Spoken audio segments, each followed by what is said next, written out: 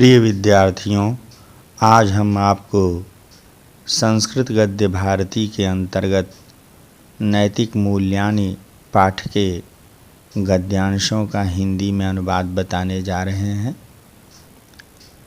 पुरातन कालादेव भारते कवयः नीतिकाराः मनोरमया सरसया गिरा नीतिवाक्यानि कथाभिश्लोकैश्च विरचयन्।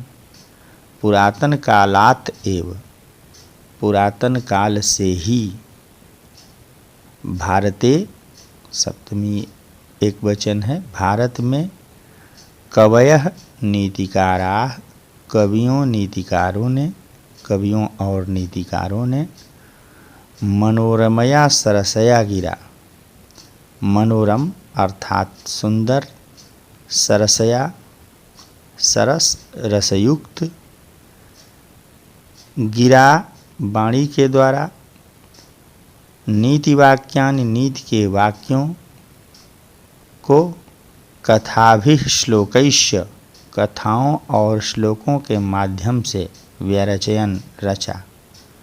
प्राचीन काल से ही भारत में कवियों और नीतिकारों ने सुंदर और सरस वाणी के द्वारा नीति के वाक्यों को कथाओं और श्लोकों के माध्यम से कहा। इत्थम नीतिशास्त्राणि व्यवहारविदे कांता संमित्तयोपदेश युजे बभूवुः। इत्थम अर्थात इस प्रकार, नीतिशास्त्राणि नीतिशास्त्र, व्यवहारविदे व्यवहार ज्ञान के लिए, कांता संमित्तयोपदेश युजे और पत्नी के समान मधुर वचनों में उपदेश देने वाले बभूवुः हुए। तो नीति शास्त्रों से व्यवहार का ज्ञान भी होता है और पत्नी के समान मधुर वचनों में उपदेश भी प्राप्त होता है, क्योंकि इस नीति शास्त्र को हमारे नीतिकारों कवियों ने कथाओं और श्लोकों के माध्यम से सुंदर और सरस वाणी में कहा। 3 प्रकार के उपदेश बताए गए हैं: प्रभु सम्मित उपदेश, सुहृत सम्मित उपदेश और कांता सम्मित उपदेश। प्रभु सम्मित उपदेश अर्थात स्वामी या गुरु का उपदेश प्रभु सम्मित उपदेश होता है।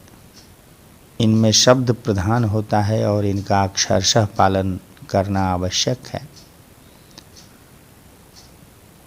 और दूसरा होता है सुहृत सम्मित अथवा मित्र सम्मित उपदेश। यह अर्थ प्रधान होता है, जैसे मित्र की बातों को सुन करके उसका आशय समझ करके कार्य करना होता है। मित्र सम्मित उपदेश का अक्षरशः पालन आवश्यक नहीं है। और तीसरा उपदेश होता है कांता सम्मित उपदेश, पत्नी के समान मधुर वचनों में उपदेश, जो कि काव्यों, नाटकों इत्यादि से प्राप्त होता है।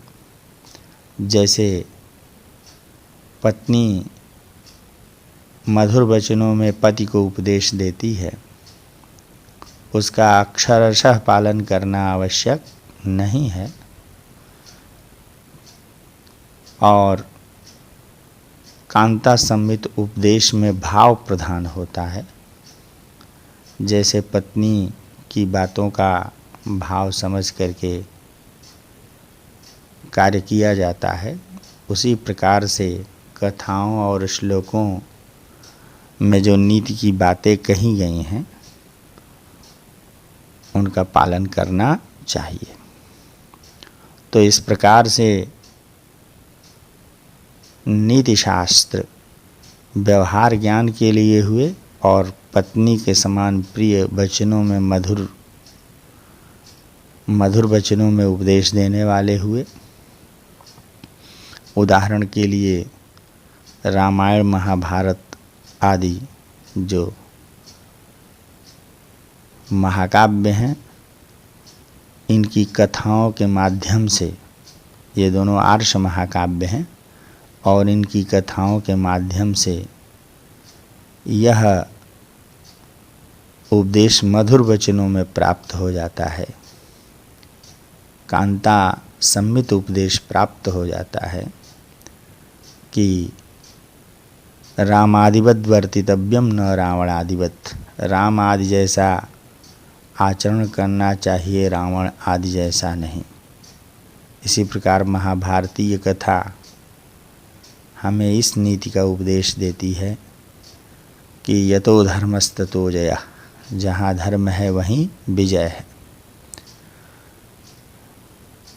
तो इस प्रकार से नीति शास्त्र जो कथाओं एवं नाटकों श्लोकों के माध्यम से बताए गए, वे व्यवहार ज्ञान के लिए हुए और पत्नी के समान मधुर वचनों में उपदेश देने वाले हुए।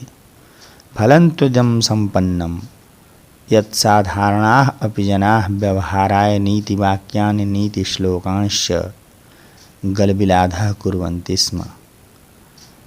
फलं तिदं संपन्नम, फलं तु इदं संपन्नम, फल यह हुआ कि साधारणाः अपि जनाः, साधारण लोग भी व्यवहाराय, व्यवहार के लिए, नीति वाक्यानि, नीति के वाक्यों को, नीति श्लोकांश और नीति के श्लोकों को गलबिलाधः, गलबिल के नीचे अर्थात कंठस्थ कुर्वन्ति स्म, कर लेते थे।